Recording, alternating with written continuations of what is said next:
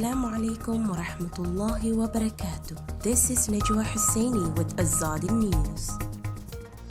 Rohingya protest against living conditions on Bangladesh island. Burma's National Unity Government vows to work with World Court on Rohingya genocide case.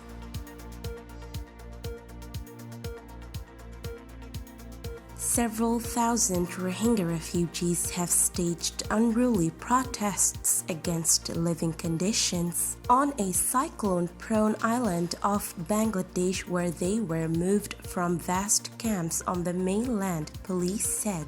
Since December, Bangladesh has shifted 18,000 out of a planned 100,000 refugees to the low-lying silt island of Bhasanchar from the Cox's Bazar region, where around 850,000 people live in squalid and cramped conditions.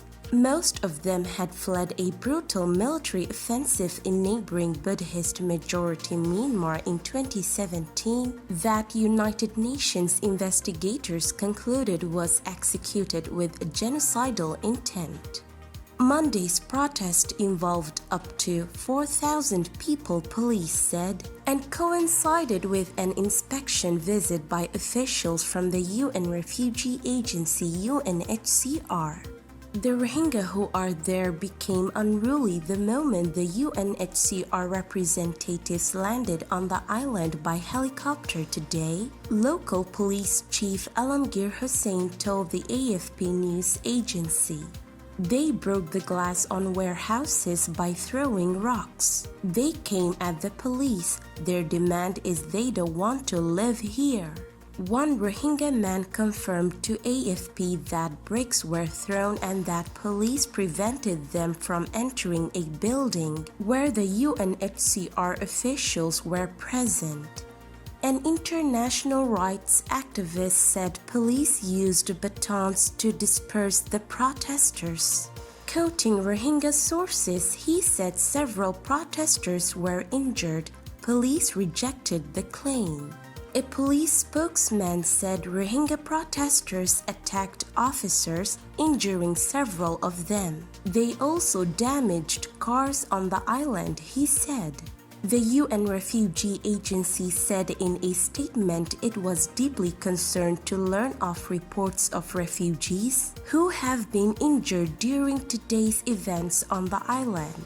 We regret that those affected reportedly include children and women, it said. The UNHCR delegation was able to meet with a large group of refugees and to listen to the various issues that they raised, which the delegation will further discuss with the Bangladesh authorities, the statement added.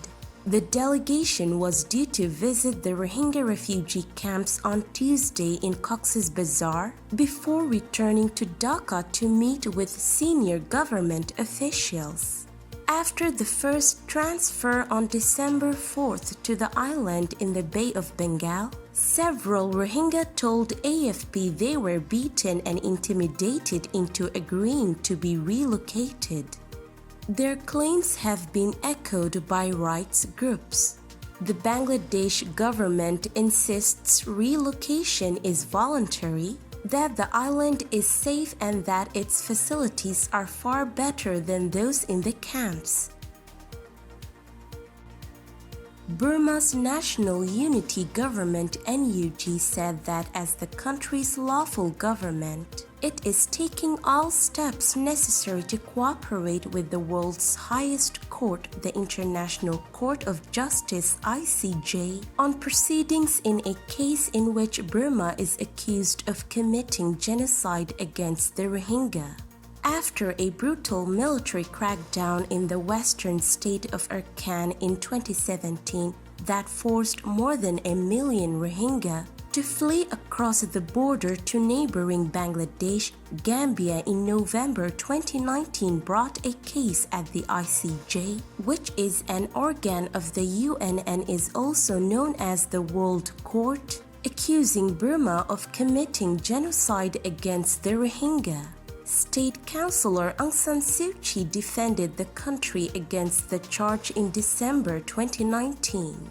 Gambia's legal team listed the Burmese military's atrocities against the minority Muslim group in northern Arakan state, including mass rapes, the burning of families in their homes, and the killing of dozens of Rohingya children.